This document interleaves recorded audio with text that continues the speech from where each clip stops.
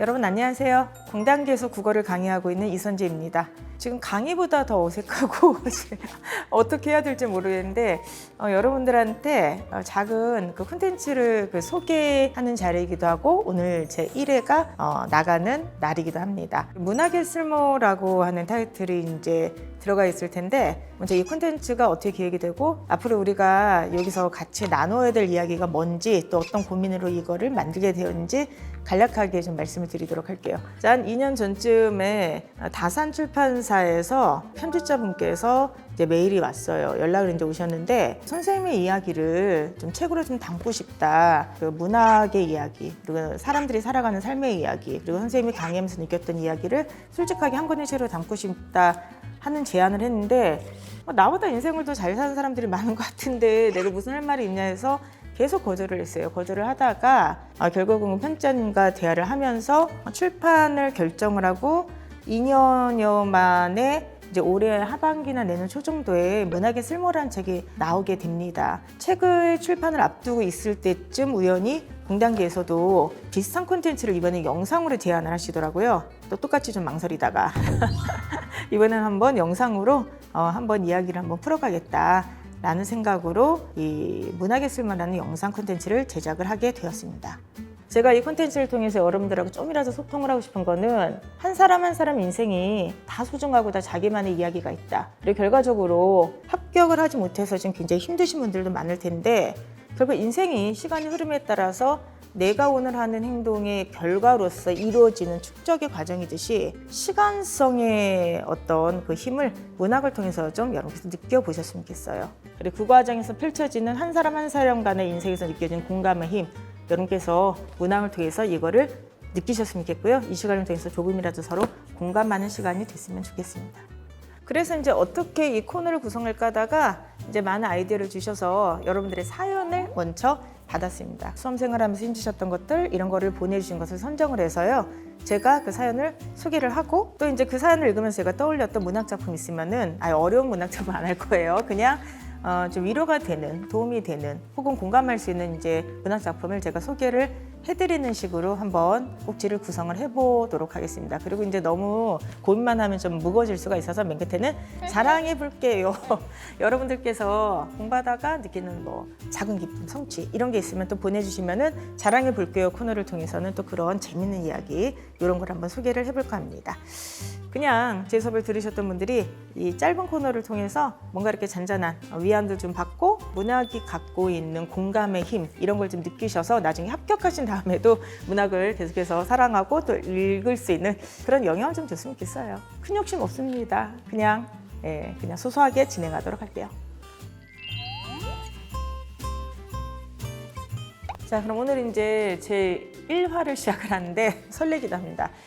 선정된 사연이 여기 있어요. 그래서 이분이 지금 어떤 고민을 좀 보내오셨는지를 같이 한번 읽어보고요. 말씀을 좀 나누도록 하겠습니다. 닉네임은요. 도시락 매만지기 짱 님이세요. 한번 읽어보도록 할게요. 안녕하세요. 선재 선생님. 선생님 덕에 국어가 힐링 과목이 된 초시생입니다. 언제나 감사한 강의 잘 듣고 있습니다. 저는 작년 6월부터 공시 공부를 시작했는데요. 공부는 오히려 할 만합니다. 근데 외로움이 간간히 찾아와요. 아무도 저에게 공시 공부가 외로워서 힘들 거라는 말은 안 해줬거든요. 그래서 그런지 이 감정을 감당하기가 꽤 힘들어요. 집에서 공부를 하는 게 저에겐 최고의 능률이었음에도 굳이 독서실을 찾은 것도 그 외로움 때문이었어요. 제 방에서만 아무도 없이 하다 보니 심한 말로 정신병이 걸릴 것 같더라고요. 선생님께서 이런 외로움을 겪으신 적은 없으셨는지, 겪으셨다면 어떻게 넘기셨는지 궁금합니다.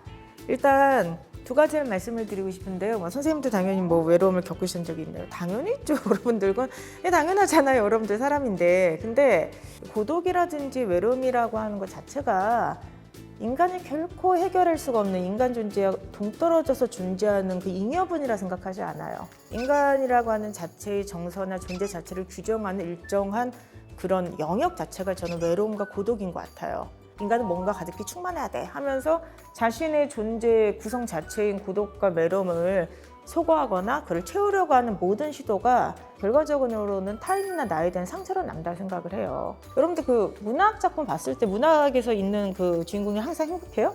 대부분 모든 문학 작품의 주인공들은 헤매고 갈등하고 외로워하고 어떻게 보면은 정말 다 실패하고 주변에서 알아주지 못해서 너무나 상처받는 그런 인간들이 다 나오는 거예요. 외로움이라는 게 우리를 구성하고 있는 구성 요소 중에 일정 파트를 차지하고 있다. 그걸 받아들여야지 저는 된다고 생각을 해요. 다만 그 비중을 뭐 높일 필요는 없죠. 적절한 관계 속에서 비율을 좀 줄이시되 저는 그거를 좀 인정하는 게 필요하다고 생각하고, 그리고 두 번째는 수험적인 조언인데 그걸 느낄 시간이 없을 정도로 그냥 불태워야 돼요. 지금은 사실은 수험을 여러분께서 뭐 10년, 20년, 30년 평생 할 게 아니잖아요. 고독이라고 하는 어떤 절대 영역은 우리가 평생 가져가야 될 숙제야. 그런데 수험생은 지금 그러면 안 되지. 수험이라고 하는 짧은 기간 안에 모든 걸 불태워야지 끝나는 시간이잖아요. 빠져들어야 돼요. 그러니까 예를 들어서 우리가 뭐 운동을 너무 좋아해요. 그럼 2시간 동안 운동할 때 미친 듯이 그걸 갖다 할 때 시간이 어떻게 지나는지 모를 때도 있지 않습니까? 그럼 여러분께서 뭔가 그렇게 열중해서 어떤 대상에 꽂혔을 때 외로움을 느껴요? 그러지 않지 않습니까? 일단 하루 시간을요, 수험생 분이시니까 좀 빡빡하게 채워주세요. 이런 분은 오히려 느슨하게 하면 안 돼. 정말 외로움, 고독, 뭐 다른 잡생각이 들지 않을 정도로 빡빡하게 시간을 채워서 불태우세요. 그래서 거기서 작은 성과라고 하는 충만함으로 하루를 좀 보내는 그런 플랜을 짜야 되지 않을까 이렇게 생각을 합니다. 이건 이제 백석의 사슴이라고 하는 그 시집이에요. 백석이라는 작가를 제가 좋아하는 이유는 우리 인간이 느끼는 가장 그냥 보편적인 감정 중에 하나가 있죠. 뭐 사랑도 있겠지만 방금 얘기했던 이분이 얘기했던 외로움, 근원적인 어떤 고독감, 그리고 나는 왜 이렇게 초라할까? 세상은 이렇게 잘 돌아가는데 나는 왜 이따위지? 그때 느끼는 감정. 근데 이런 어떤 감정들이 타인에 대한 어떤 비하나 자기 비하나 이렇게 가는 게 아니라 나랑 비슷한 작고 되게 볼품없고 초라한 것들에 대한 연민으로 가요. 나만큼 작고 초라하고 불쌍한 것들에 대한 연민의 시선으로 향한다는 점에서 제가 백석을 굉장히 좋아해요. 백석의 사슴이라는 시집에 있는 그 흰 바람벽이 있어라고 하는 시예요. 오늘 저녁 이 좁다란 방의 흰 바람벽에 어쩐지 쓸쓸한 것만이 오고 간다. 이 흰 바람벽엔 내 쓸쓸한 얼굴을 쳐다보며 이러한 글자들이 지나간다. 나는 이 세상에서 가난하고 외롭고 높고 쓸쓸하니 살아가도록 태어났다. 그리고 이 세상을 살아가는데 내 가슴은 너무나 많이 뜨거운 것으로, 호젓한 것으로, 사랑으로 슬픔으로 가득 찬다.